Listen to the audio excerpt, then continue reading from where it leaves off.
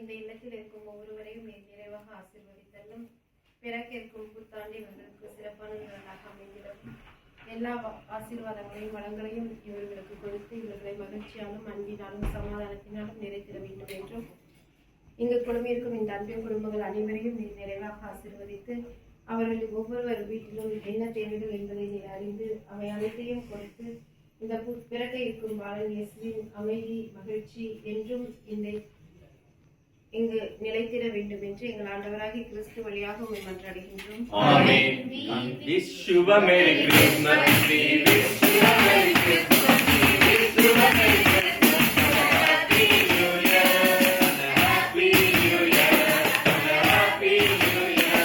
We wish you a Merry Christmas.